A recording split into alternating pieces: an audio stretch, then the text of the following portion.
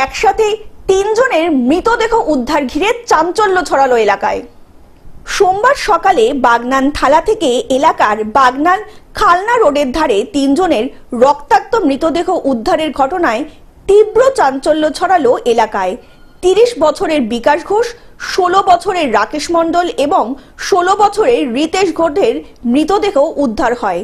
স্থানীয় সূত্রে জানা গিয়েছে, ওই যুবক 3 জন সোমবার সকালবেলা ওই এলাকা দিয়ে যাওয়ার সময় লোকজন রাস্তার ধারে 3টি মৃতদেহ পড়ে থাকতে দেখে এবং পাশে একটি ক্ষতিগ্রস্ত মোটরসাইকেলও পড়ে থাকতে দেখে সকলে। এরপর স্থানীয় বাসিন্দারা পুলিশে খবর দিলে ঘটনাস্থলে বাগনান থানার পুলিশ গিয়ে মৃতদেহ 3টি উদ্ধার করে। ওরা গিয়েছিল তোমার খাল্লা সাবগাছতলা তেলিবেরিয়া, ওখানে ঠাকুর দেখতে গিয়েছিল, কালী পুজো ছিল, পুজো দেখে ফিরছিল আর কি।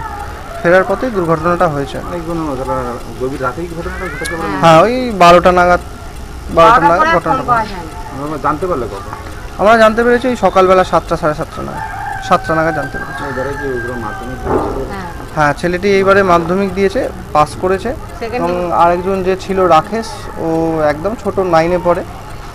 আর আরেকজন ছিল বিকাশ ঘোষ, এই আনুমানিক 33-34 বছর বয়স হবে। উলুবেড়িয়া থেকে মতিয়ার রহমানের রিপোর্ট, গ্লোব নিউজ। এখন থেকে গ্লোব টিভি দেখুন আপনার স্মার্টফোনেও।